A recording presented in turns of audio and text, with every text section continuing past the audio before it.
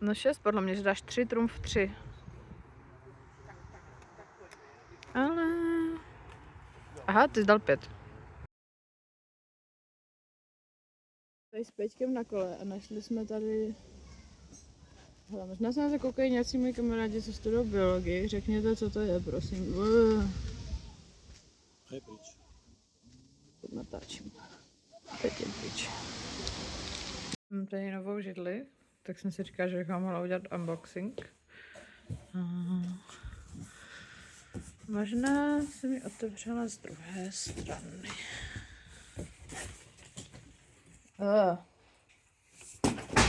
Uvidíme.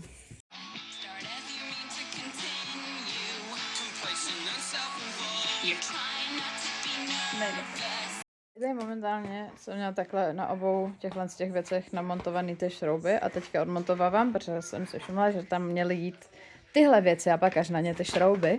Jelikož to v návodu je nakreslený takhle, není to úplně nejlíp, jako.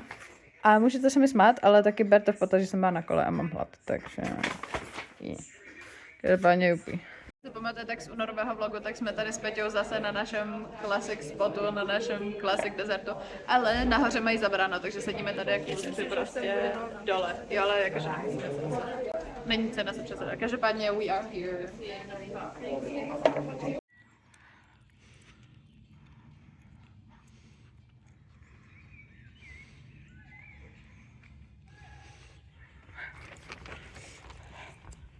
Tenhle most jsem hledala tak jako 20 minut a musela si pomoct mapama. Tak moc je tady schovaný. Prostě kinda the point. Máme tady pivečko v trávě a Julča mi tady donesla jablečný koláč a je to banger. A jsme tady.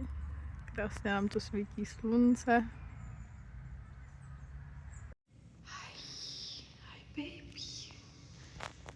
Hrozně cute, když je za oknem a nemusím ji vidět naživo doopravdy. So cute. Yes, nemůžeš dovnitř, baby, to je pro nás. Ty bydlíš venku. I know. Je to těžký. Jsme nějaká úplně lovely lady pochválila šperky v rozjezdu, takže vám je musím ukázat, protože byly pochválené v rozjezdu. Tady mám náušnice, tady mám náhrdelník 1 a náhrdelník 2. Tady mám jednu ruku.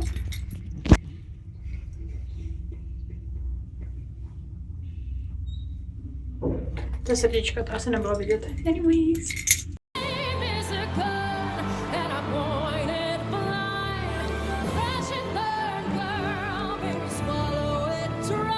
Dneska je 20. června? Kolikátého je? Nejlepší na světě, 20. června. Venku je tak jako 30 milion stupňů. A takže já jdu do Hornbachu.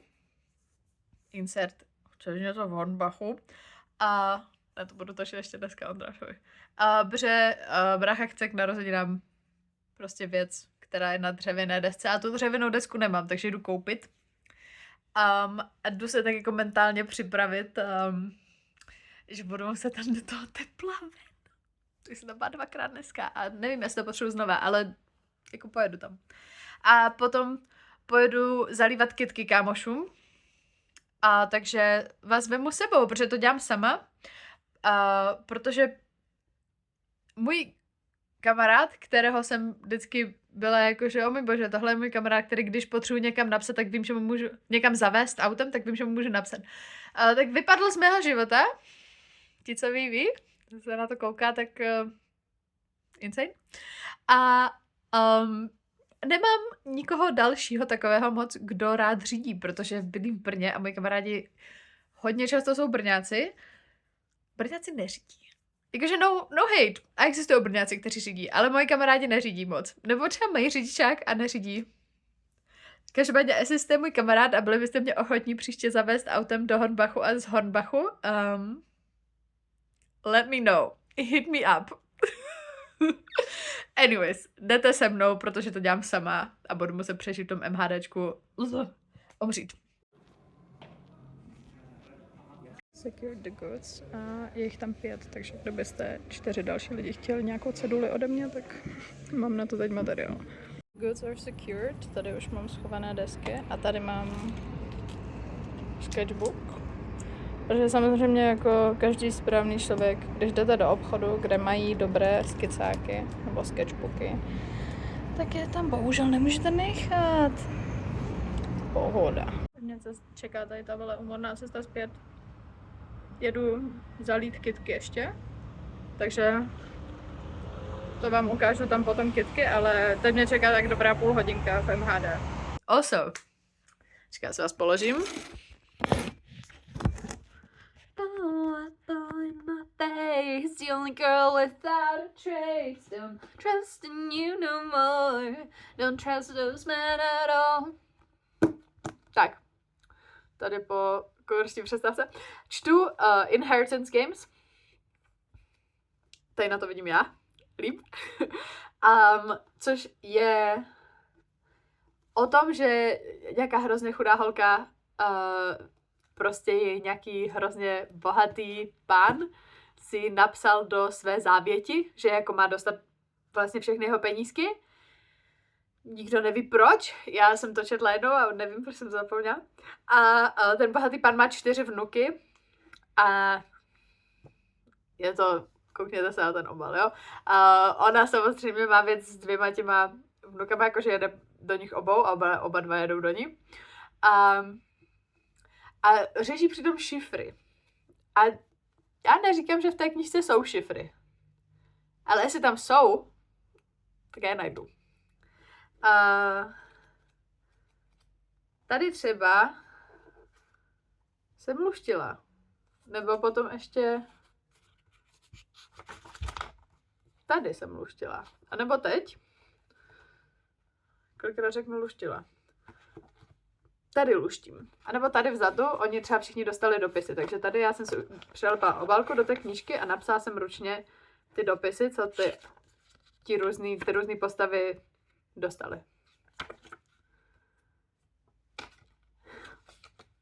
Because I love. Jo, třeba Avery, ta hlavní, dostala I'm sorry. Insane. He's just sorry. No každopádně, a jsem na straně 317 a tato kniha má dohromady... Počkej, jsou... What? Aha, pak tam mám sneak peek na... Mě reálně vypnul mozek, dětská. Pak tam mám sneak peek na tu další knihu, kterou mám. Na ten stůl se nekoukejte. A každopádně, takže já mám nějakých 70 stránek a bylo mi řečeno, že cesta do Hornbachu trvá 3/4 hodiny. Jako, budu ten člověk, co si vezme 2 knihy sebou někam? I fear, jako já se obávám, že se budu muset vzít to pokračování, jakoby to, co navazuje na tohle sebou, protože co budu... Ale taky si říkám, nebudu to tahat. Jestli to fakt přečtu, tak prostě potom budu číst na mobilu. Takže jo, každopádně, ano, long-winded way to say, že jedete se mnou a že si tady tu knihu užívám. A že ji určitě doporučuju. Samozřejmě, ani to není cringe, ale já jsem chtěla říct, že to samozřejmě má své cringe momenty, protože to předpokládám od těch věcí, ale ono to ani není cringe. Je to stereotypní trochu, ale není to cringe. Takže doporučuju. Get to a fucking point. Tak a můžete se podívat na můj drdol, jak vypadá, protože já tam nevidím, takže...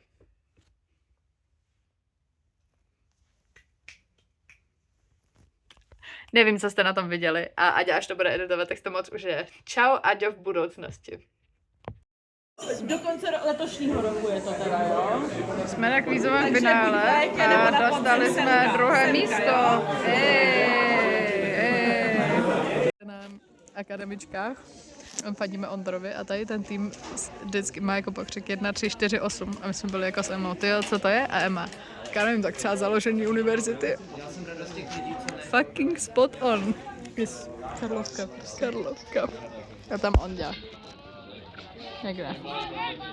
Jsme s Emou jedinou logickou věc, která se dá udělat. Dali jsme si tříšť a pizzu. Byl to meloun a modrá malina. Ta modrá malina je lepší, říká Emma. Zřejmě tam máme větrák a tady máme letadla. Fire and Rescue. Můžeš. Life is worth living. Exactly. Emo, on je mrtvej. On je mrtvej. Mara ho zachrání. Spoilery, když tak, je mrtvej. Anka tady donesla do opečka atlas poetické zoologie a je tady valovka. To jako počítáme, že tam budou vlastně nějaký... Ne? Co? Vloguju. A taky v rámci rodiny. Jo, zdar! Zdar. Jo. Je tam valovka. Taková ta alternativa rodiny. Ještě se tady podíváme na něco. A můžeme do toho trolit? No tam nebudete, takže jakoby... Takže jako budu hádat. Co to kurva je? Já si potom myslím, že Bob potom půjde spát, nebo tak něco. Bob tam nebude dlouho. Strašek paví. Že jich svorby taky odešli. Val nám tady dává na poznávání herce a takové jako herce adjacent lidi, co měli narozeniny v tomto týdnu. A Dark nám tady k tomu hází. Takový pěkný jako jméno. Jak bys to popsal? Rebecca, Rachel. Je to Pěkný jméno jako auto český. umělec. Rozdíl tady té zrcové paní. Model Škody. Jo, byl tady třeba Jindřich VIII, Jinej, starší. nebo nevím, já To se je nepamatuju. Škoda.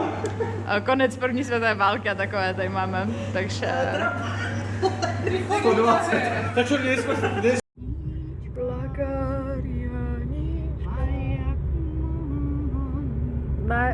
Na hrob padla a už nevstala. No, dobrá Anička. No,